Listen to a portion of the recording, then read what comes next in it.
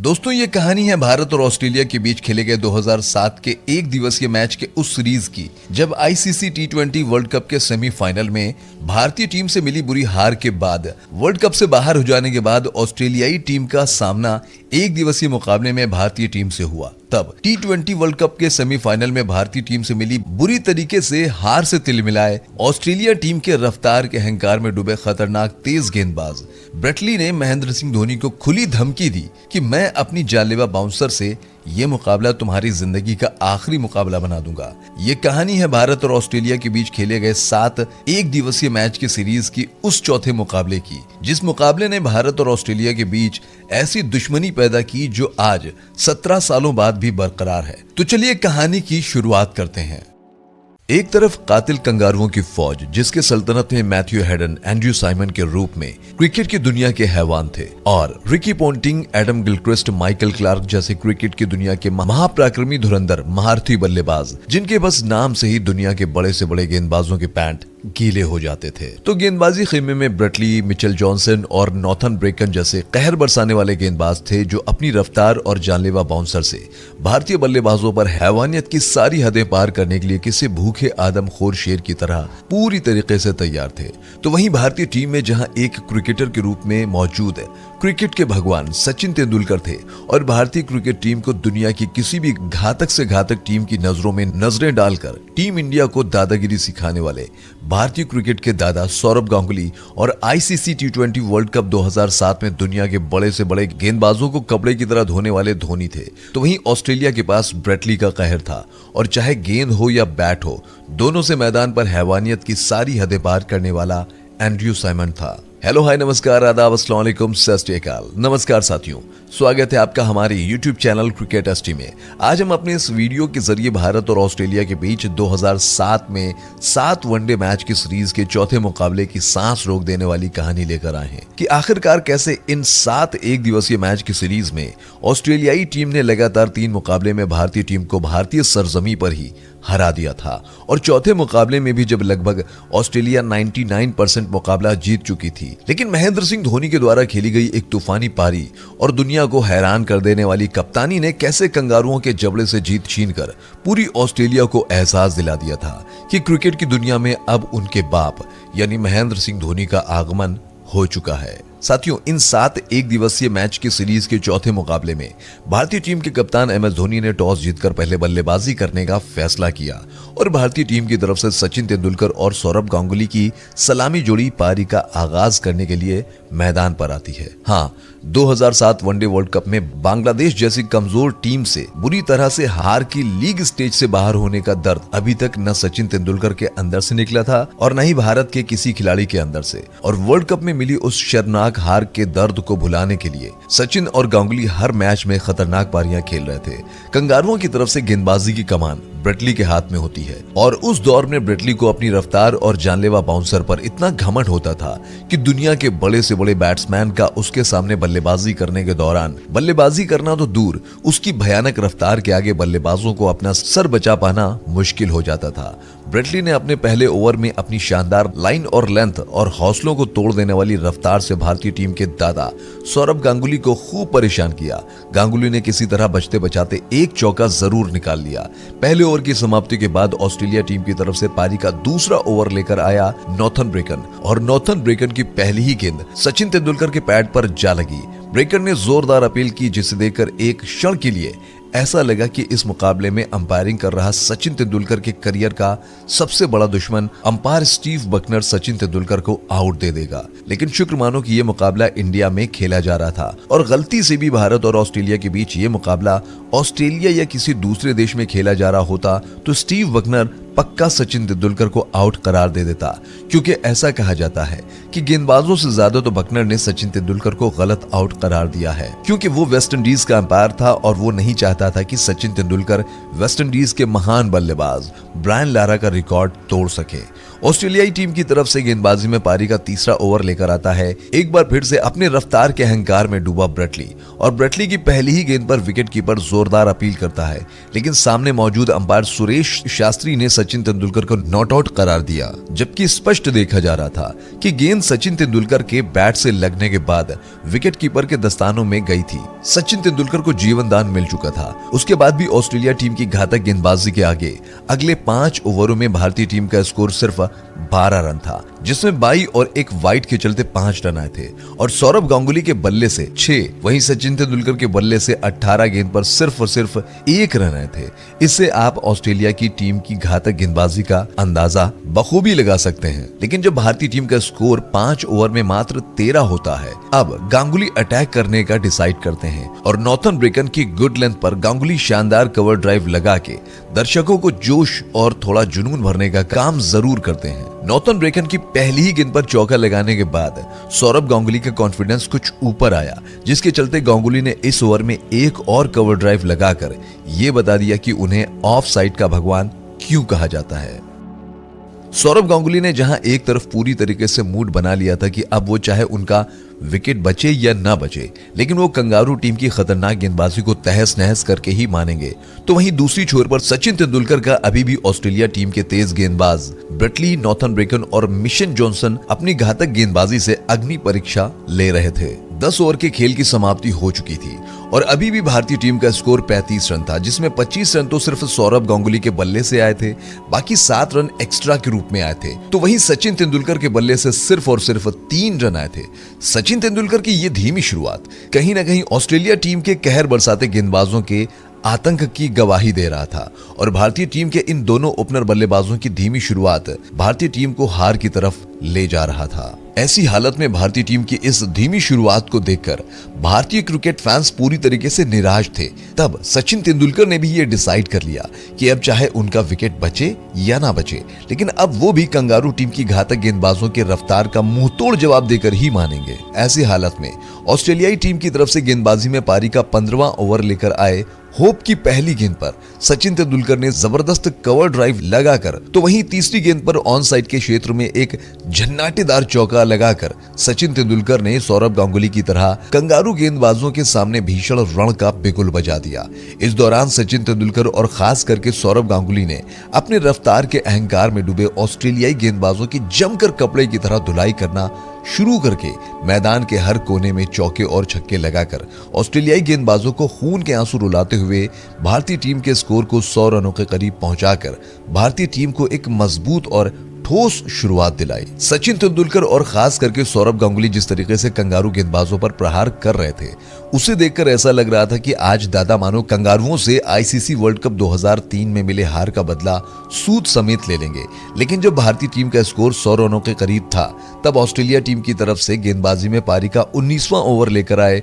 Hope की गेंद पर सौरभ गांगुली कैच आउट होकर पवेलियन चलते बने। दादा सौरभ गांगुली के आउट हो जाने के बाद भारतीय टीम की तरफ से 3 नंबर पर बल्लेबाजी करने आता है भारतीय टीम का वो बब्बर शेर, जिसका बस जन्म ही हुआ था क्रिकेट की दुनिया में एक छत्र फैले कंगारुओं के साम्राज्य को तहस नहस करने के लिए। जी हां, मैं बात कर रहा हूं बब्बर शेर युवराज सिंह की। सौरभ गांगुली के आउट हो जाने के बाद भारतीय टीम पर थोड़ा सा दबाव आ गया था, जिसके चलते कंगारू टीम के गेंदबाज अब एक बार फिर से भारतीय टीम पर हावी होना प्रारंभ कर चुके थे, जिसके चलते रन रेट काफी नीचे जाने लगा था। ऑस्ट्रेलिया की टीम की तरफ से गेंदबाजी में पारी का 26वां ओवर लेकर आए ब्रेड हॉक के ओवर में युवराज सिंह ने 1 नहीं 2 नहीं बल्कि 3 चौके जड़कर, तो वहीं ब्रेड हॉक के बाद ऑस्ट्रेलिया टीम की तरफ से गेंदबाजी में पारी का 28वां ओवर लेकर आया ऑस्ट्रेलियाई टीम का सबसे बड़ा हैवान एंड्रयू साइमन के ओवर में युवराज सिंह ने बैक टू बैक 2 चौके के बाद गेंदबाजी में पारी का तीसरी बार लेकर आया रफ्तारी के अहंकार में डूबे नॉर्थन ब्रेकन के ओवर में बैक टू बैक 2 चौके के साथ युवराज सिंह ने कुल 7 चौके ठोककर न सिर्फ भारतीय टीम के रन स्कोर को तेजी के साथ आगे बढ़ाया, बल्कि इस दौरान सचिन तेंदुलकर के साथ मिलकर 83 रनों की पार्टनरशिप करके कंगारुओं को खून के आंसू रुलाना प्रारंभ किया था युवराज सिंह ने। लेकिन इसी बीच ऑस्ट्रेलियाई टीम की तरफ से गेंदबाजी में पारी का 36वां ओवर लेकर आए जेम्स होप ने भारतीय टीम और भारतीय क्रिकेट फैंस को सबसे बड़ा झटका दिया युवराज सिंह को रिकी पोंटिंग के हाथों कैच आउट करवाकर। युवराज सिंह ने आउट होने से पहले 7 चौकों की मदद से 39 रनों की पारी खेली थी। जी हां साथियों, जब युवराज सिंह आउट हुए उस समय भारतीय टीम का स्कोर 174 रन था। युवराज सिंह के आउट हो जाने के बाद भारतीय टीम की तरफ से मैदान पर बल्लेबाजी करने आया भारतीय सल्तनत का वो सरदार, जिसने जब से भारतीय सल्तनत की बागडोर अपने हाथ में ली थी तब से ऑस्ट्रेलिया, इंग्लैंड, पाकिस्तान जैसी टीम जिनका एक छत्र राज था क्रिकेट की दुनिया में, ऐसी विकराल महाप्रचंड टीमों के एक छत्र राज को तहस नहस करके इस भारतीय सल्तनत के सरदार ने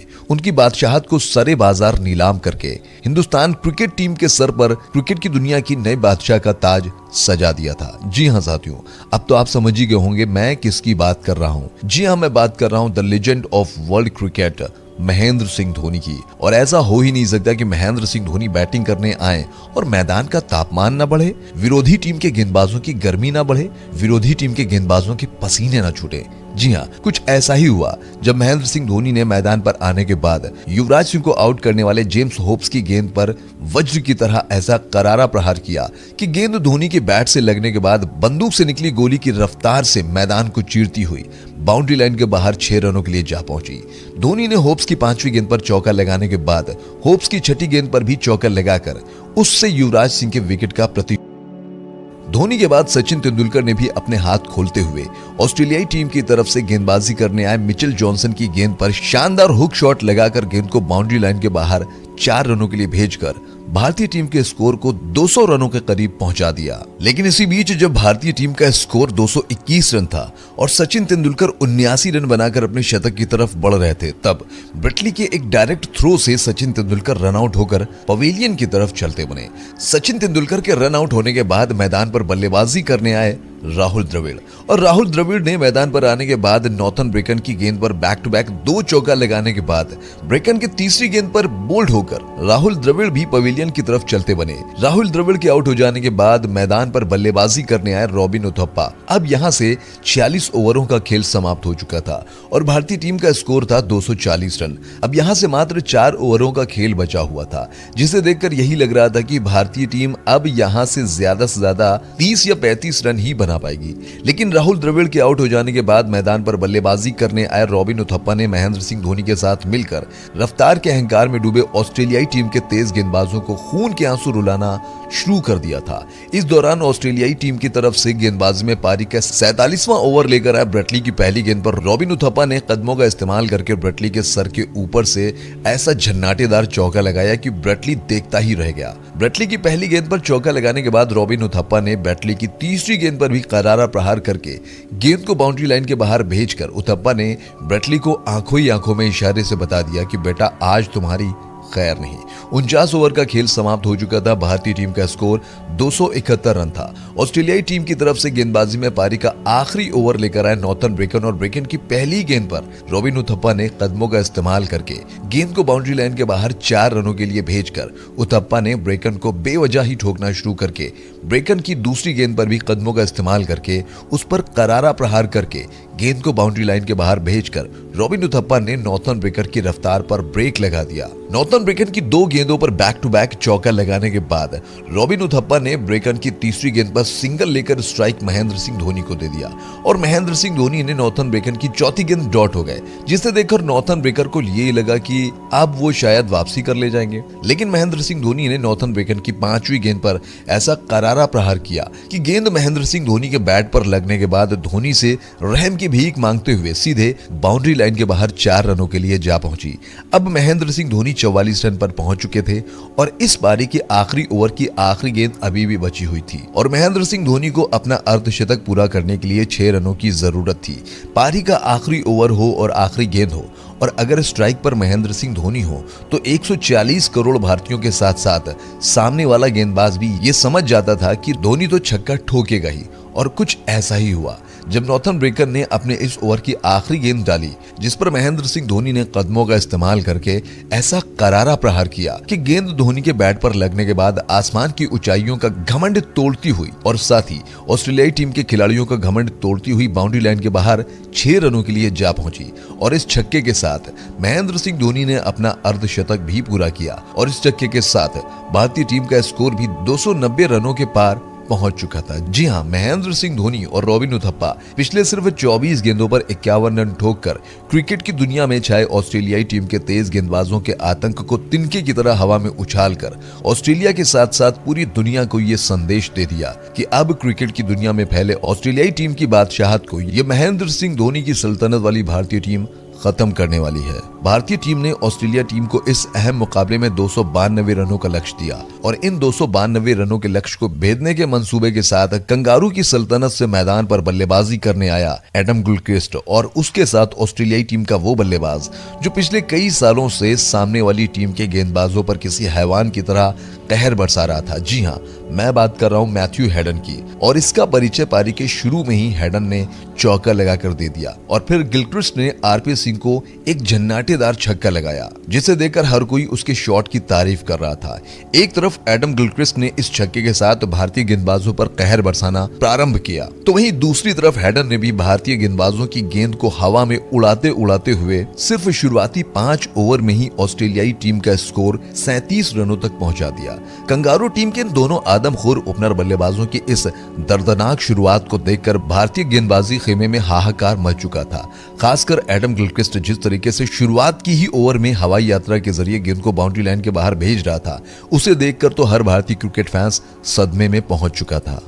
एडम गिलक्रिस्ट की इस तूफानी पारी को देखकर भारतीय टीम के कप्तान महेंद्र सिंह धोनी ने अब डिफेंस फील्डिंग की जगह पर रक्षात्मक फील्डिंग लगाने का निर्णय किया और 30 गज के घेरे में खड़े जहीर खान को जिस तरफ एडम गिलक्रिस्ट गेंद को हवा में उछालकर बेरहमी से उस पर प्रहार कर रहा था, उसी क्षेत्र में महेंद्र सिंह धोनी ने जहीर खान को फील्डिंग के लिए लगाया। महेंद्र सिंह धोनी की ये चतुराई भरी फील्डिंग काम आई तब जब भारतीय टीम की तरफ से गेंदबाजी में पारी का छठा ओवर लेकर आए आरपी सिंह और आरपी सिंह की पहली ही गेंद पर एडम गिलक्रिस्ट किसी भूखे शेर की तरह टूट पड़ा और गेंद को बाउंड्री लाइन के बाहर भेजने के लिए उस पर जोरदार प्रहार किया, लेकिन गेंद उसकी बैट पर पूरी तरीके से आई नहीं और बाउंड्री लाइन पर खड़े जहीर खान के हाथों में जा समाई। इस तरीके से महेंद्र सिंह धोनी की चतुराई भरी फील्डिंग और आरपी सिंह की गेंदबाजी ने मिलकर भारतीय टीम को पहली सफलता दिलाई। एडम गिलक्रिस्ट के आउट हो जाने के बाद ऑस्ट्रेलियाई टीम की तरफ से मैदान पर बल्लेबाजी करने आया रिकी पोंटिंग। ऑस्ट्रेलिया को पहला बड़ा झटका लग चुका था और ऑस्ट्रेलिया के कप्तान रिकी पोंटिंग मैदान पर बल्लेबाजी करने आ चुके थे।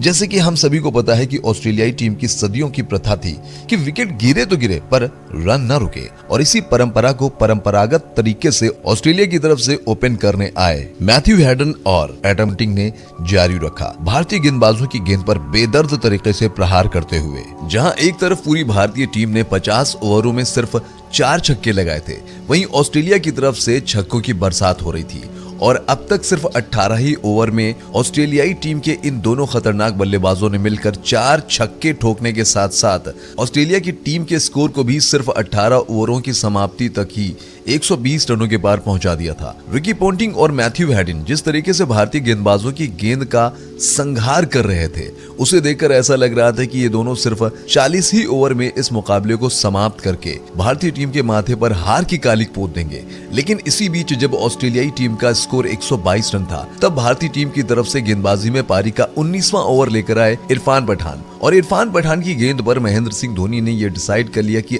अब वो ऑस्ट्रेलिया टीम के इन दोनों खूंखार खतरनाक बल्लेबाजों को खुलकर खेलने का मौका नहीं देंगे, जिसके चलते महेंद्र सिंह धोनी ने इरफान पठान की तेज गेंदबाजी पर भी ये डिसाइड कर लिया कि वो विकेट कीपिंग बिल्कुल स्टंप से सटकर करेंगे, जिसका पूरा फायदा मिला महेंद्र सिंह धोनी को। जी हाँ, इरफान पठान की गेंद पर रिकी पोंटिंग बड़ा शॉट लगाना चाहते थे, जिसके लिए उन्होंने कदमों का इस्तेमाल किया, लेकिन शायद रिकी पोंटिंग ये भूल चुके थे कि भारतीय सल्तनत का वो सरदार जो पीछे हाथों में ग्लव्स पहनकर खड़ा हुआ है, उसकी रफ्तार बिजली से भी तेज है। रिकी पोंटिंग इससे पहले कुछ समझ पाए कि महेंद्र सिंह धोनी ने उनकी गिल्लियां बिखेर दी और भारतीय टीम के सभी खिलाड़ियों को लग रहा था कि ये नॉर्मल सी अपील है, लेकिन मैदान पर खड़े अंपायर ने जब थर्ड अंपायर के पास इशारा किया, तब थर्ड अंपायर ने रिप्ले में देखा तो मैदान पर खड़े अंपायर के साथ साथ थर्ड अंपायर और समस्त क्रिकेट फैंस के साथ साथ रिकी पोंटिंग को भी यकीन नहीं हो रहा था कि उसका पैर हवा में था और महेंद्र सिंह धोनी ने बिजली की रफ्तार से भी तेज स्टंपिंग करके धोनी ने सबको ये एहसास दिला दिया कि ना 3G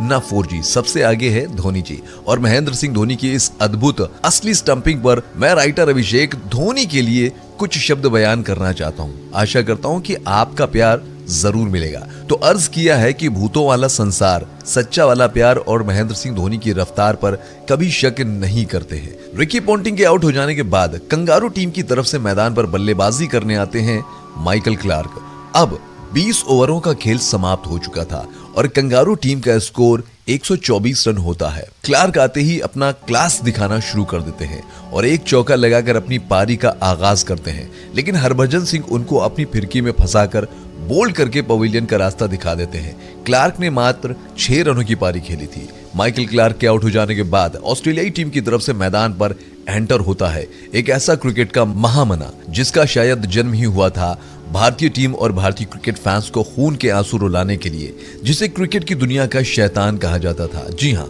मैं बात कर रहा हूं महाविकराल, जिसे देखकर रातों में डरावने सपने आने लगे। जी हाँ, जिसका नाम था एंड्रयू साइमंड्स। ऑस्ट्रेलिया टीम के बैक टू बैक 2 विकेट गिर चुके थे, जिसे देखकर ऐसा लग रहा था कि शायद अब भारतीय टीम यहां से वापसी कर ले जाएगी। लेकिन जैसे मैंने पहले भी आपको बताया था कि ऑस्ट्रेलिया टीम का बस एक ही फंडा था, सदियों से विकेट गिरते रहे लेकिन वो सामने वाली टीम के गेंदबाजों पर प्रहार करना कभी भी बंद नहीं करते थे, जिसका जीता जागता उदाहरण दिया माइकल क्लार्क के आउट हो जाने के बाद मैदान पर बल्लेबाजी करने आए एंड्रयू साइमंड्स ने। माइकल क्लार्क को बोल्ड करने वाले हरभजन सिंह की पहली गेंद पर दर्दनाक प्रहार करके हवाई यात्रा के जरिए 6 रनों के लिए भेजकर एंड्रयू साइमंड के बाद मैथ्यू हेडन, मुरली कार्तिक की गेंद पर बैक टू बैक 2 चौके जड़कर ऑस्ट्रेलिया टीम के रन स्कोर को तेजी से आगे बढ़ाना प्रारंभ करके स्कोर को 150 रनों के पार पहुंचा दिया। पहले सिर्फ मैथ्यू ही भारतीय गेंदबाजों पर कहर बरसा रहा था, लेकिन अब तो क्रिकेट की दुनिया का हैवान एंड्रयू साइमंड भी भारतीय गेंदबाजों पर जब काल बनकर टूटना प्रारंभ कर दिया, तब भारतीय गेंदबाजी खेमे में हाहाकार मच गया। क्या जहीर खान और क्या इरफान पठान और क्या आरपी सिंह और क्या हरभजन सिंह, तो वहीं क्या मुरली कार्तिक, जो भी कोई गेंदबाज गेंदबाजी के लिए आता उस पर ऑस्ट्रेलियाई टीम के ये दोनों रनों के भूखे दरिंदे बल्लेबाज किसी भूखे आदमखोर शेर की तरह टूट पड़ते थे। इस दौरान मैथ्यू हेडन 92 रनों पर बल्लेबाजी करते हुए तेजी के साथ अपने शतक की तरफ बढ़ रहा था, लेकिन तभी इसी दौरान जब मैथ्यू हेडन की तूफानी बल्लेबाजी से मरकार मच चुका था, तब भारतीय टीम की तरफ से गेंदबाजी में पारी का 34वां ओवर लेकर आए मुरली कार्तिक ने भारतीय क्रिकेट फैंस की टूटी सांसों में सांस डालने का काम किया और मैथ्यू हेडन को जहीर खान के हाथों कैच आउट करवाकर पवेलियन का रास्ता दिखाया। हेडन ने आउट होने से पहले 92 रनों की तूफानी पारी खेली थी। हेडन के आउट हो जाने के बाद ऑस्ट्रेलियाई टीम की तरफ से मैदान पर बल्लेबाजी करने आए ब्रेड हॉग। इस दौरान भारतीय टीम की तरफ से गेंदबाजी करने आए इरफान पठान और इरफान पठान की गेंद पर एंड्रयू साइमंड्स ने 1 नहीं 2 नहीं बल्कि 3 बैक टू बैक चौके लगाकर पूरी तरीके से भारतीय क्रिकेट फैंस पर और भारतीय खिलाड़ियों के हालात और जज्बात दोनों बदलकर ऑस्ट्रेलिया टीम के स्कोर को 200 रनों के पार पहुंचा दिया। अब यहां से ऑस्ट्रेलिया को जीत के लिए 70 रनों की जरूरत थी 71 गेंद पर, और अभी भी ऑस्ट्रेलिया टीम के 6 विकेट पूरी तरीके से सुरक्षित थे। और जिस प्रकार पहले मैथ्यू हेडन ने भारतीय गेंदबाजों पर तबाही मचाई और हेडन के आउट हो जाने के बाद अब साइमंड्स जिस तरीके से भारतीय बल्लेबाजों पर कहर बनकर टूट रहा था, उसे देखकर ऐसा ही लग रहा था कि अगर ऑस्ट्रेलिया के अभी भी 6 विकेट पूरी तरीके से सुरक्षित हैं और ब्रेड हॉग एंड्रयू साइमंड जैसा हैवान बल्लेबाज अभी भी मैदान पर मौजूद है, तो ऑस्ट्रेलिया को यहां से अब ये मुकाबला जीतने से दुनिया की कोई भी ताकत नहीं रोक सकती। ऐसे हालात में जब ऑस्ट्रेलिया का स्कोर 245 रन था और अब यहां से ऑस्ट्रेलिया टीम को जीत के लिए 47 रनों की जरूरत थी, तब लगभग 99% टीम इंडिया की हार नजर आने लगी। तब एक बार फिर से भारतीय टीम के एक संकट मोचन का काम किया महेंद्र सिंह धोनी ने। जी हां, भारतीय टीम की तरफ से गेंदबाजी में पारी का 43वां ओवर लेकर आए हरभजन सिंह और हरभजन सिंह के सामने था ब्रेड हॉग। हरभजन सिंह ने ब्रेड हॉग को गेंद डाली जो कि टप्पा खाने के बाद लेग स्टंप के बाहर चली गई, जिसे अंपायर ने वाइड करार दिया। लेकिन महेंद्र सिंह धोनी ने जैसे ही गेंद को कलेक्ट किया तो धोनी ने स्टंपिंग की अपील की, जिसे देखकर मैदान पर मौजूद दोनों अंपायर के साथ साथ भारतीय क्रिकेट टीम और ऑस्ट्रेलिया टीम के इन दोनों बल्लेबाजों को भी लगा कि धोनी शायद वाइड बचाने के चक्कर में अपील कर रहे हैं। और मैदान पर मौजूद अंपायर थर्ड अंपायर के पास भी धोनी की इस अपील को कोई नहीं भेजना चाहते थे, लेकिन धोनी ने अंपायर की तरफ इशारा करके कहा कि मामला थर्ड अंपायर के पास भेजा जाए। और जब थर्ड अंपायर ने रिप्ले में देखा तो थर्ड अंपायर भी पूरी तरीके से पागल हो चुका था, क्योंकि ब्रेड हॉग का पैर हवा में था और धोनी ने बुलेट ट्रेन की रफ्तार से भी अधिक तेजी की गति से ब्रेड हॉग को स्टंपिंग करके यूं अचानक से हालात और जज्बात दोनों बदल दिए। थर्ड अंपायर के साथ साथ मैदान पर मौजूद अंपायर और सभी ऑस्ट्रेलियाई खिलाड़ी अपना माथा पीट रहे थे कि कैसे कोई इतनी तेजी के साथ बिजली की गति से भी अधिक तेजी के साथ स्टंपिंग कर सकता है। लेकिन कहते हैं ना, जो अनहोनी को भी होनी कर दे उसी को तो महेंद्र सिंह धोनी कहते हैं। धोनी के इस अद्भुत अविश्वसनीय स्टंपिंग को देखकर ऑस्ट्रेलियाई खिलाड़ियों के साथ साथ स्वयं क्रिकेट इतिहास के सबसे दिग्गज विकेटकीपर एडम गिलक्रिस्ट भी अपना माथा पीट रहे थे। जी हां, महेंद्र सिंह धोनी ने एक ऐसे समय पर भारतीय टीम को सबसे बड़ी सफलता दिलाई जब भारतीय टीम को विकेट की सबसे ज्यादा जरूरत थी। ब्रेड हॉग के आउट हो जाने के बाद ऑस्ट्रेलियाई टीम की तरफ से मैदान पर बल्लेबाजी करने आया जेम्स होप्स। ब्रेड हॉग के आउट हो जाने के बाद भारतीय खिलाड़ियों के साथ साथ भारतीय क्रिकेट फैंस भी जश्न मना रहे थे, लेकिन महेंद्र सिंह धोनी, सचिन तेंदुलकर और सौरव गांगुली जैसे खिलाड़ी अभी भी चिंता में डूबे हुए थे, क्योंकि अभी भी ऑस्ट्रेलियाई टीम की तरफ से एक ऐसा बल्लेबाज मौजूद था जो अकेले दम पर ऑस्ट्रेलिया के खिलाफ खेली जा रही इस क्रिकेट की जंग में ऑस्ट्रेलिया को जीत दिलाकर करोड़ों हिंदुस्तानियों के माथे पर हार की कालिक पोतने का दम रखता था, जो अभी भी इस मुकाबले में 65 रनों पर बल्लेबाजी कर रहा था। जी, हम बात कर रहे हैं एंड्रयू साइमंड की। साइमंड्स के रहते हुए भारतीय टीम के लिए जीत का सपना देखना निश्चित ही भारतीय टीम के लिए बेमानी था, जिसका जीता जागता उदाहरण पेश किया साइमंड्स ने। भारतीय टीम की तरफ से गेंदबाजी में पारी का 45वां ओवर लेकर आए इरफान पठान के ओवर में बैक टू बैक 2 चौके जड़ने के साथ साथ इस ओवर में कुल 12 रन ठोककर साइमंड्स ने ऑस्ट्रेलिया टीम के स्कोर को 46 ओवर की समाप्ति तक 270 रनों के करीब पहुंचा दिया। अब यहां से ऑस्ट्रेलिया को जीत के लिए 18 गेंदों पर सिर्फ और सिर्फ 24 रनों की जरूरत थी और ऑस्ट्रेलिया के अभी भी 5 विकेट पूरी तरीके से सुरक्षित थे। ऐसे में आप क्या कल्पना करेंगे कि यहां से इंडिया इस मुकाबले को जीत सकती है? अगर आप ये कल्पना करेंगे तो ये निश्चित ही आप अपने आप बेईमानी करेंगे, लेकिन कहते हैं ना कि किस्मत भी हमेशा बहादुरों का साथ देती है, और वही हुआ। भारतीय टीम की तरफ से गेंदबाजी में पारी का 47वां ओवर लेकर आए आरपी सिंह और आरपी सिंह ने 75 रनों की तूफानी पारी खेलकर ऑस्ट्रेलिया को जीत के दरवाजे पर ला चुके साइमंड्स को बोल्ड करके ऑस्ट्रेलिया के जबड़े में आई जीत को आरपी सिंह ने खींचकर उस जीत को भारतीय टीम के मुहाने पर लाकर खड़ा कर दिया। ऑस्ट्रेलिया टीम की अब आखिरी उम्मीद जेम्स होप्स ही बचे हुए थे, और जब ऑस्ट्रेलिया को आखिरी ओवर में जीत के लिए 16 रनों की जरूरत थी, तब मैदान पर बल्लेबाजी करने आए ब्रेटली ने भारतीय टीम की तरफ से गेंदबाजी करने आए जहीर खान की पहली गेंद पर जबरदस्त चौकर लगाकर एक बार फिर से मैच का रोमांच बढ़ा दिया। लेकिन अगली कुछ गेंद पर जहीर खान ने जबरदस्त वापसी की और बाकी बची हुई गेंद पर सिर्फ और सिर्फ ऑस्ट्रेलियाई बल्लेबाजों को 4 ही रन बनाने का मौका दिया, जिसके चलते भारतीय टीम ने इस अद्भुत, अविश्वसनीय, रोमांचक मुकाबले में ऑस्ट्रेलिया को हराकर ऑस्ट्रेलिया को यह एहसास दिला दिया कि अब दशकों से चले आ रहे तुम्हारे क्रिकेट के एक छत्र राज का अंत नजदीक आ चुका है। साथियों, ऑस्ट्रेलिया के खिलाफ आप किस खिलाड़ी का सबसे अहम योगदान मानते हैं? क्या महेंद्र सिंह धोनी की 50 रनों की तूफानी पारी, जिसकी बदौलत भारतीय टीम 292 रनों के लक्ष्य तक पहुंच पाई, या फिर महेंद्र सिंह धोनी के द्वारा की गई 2 अद्भुत अविश्वसनीय स्टंपिंग, या फिर आरपी सिंह के द्वारा साइमंड्स का बोल्ड? वीडियो में कमेंट करके बताना मत भूलिएगा, और चलते चलते हमारे YouTube चैनल क्रिकेट एसटी को सब्सक्राइब करना मत भूलिएगा। जय हिंद, जय भारत।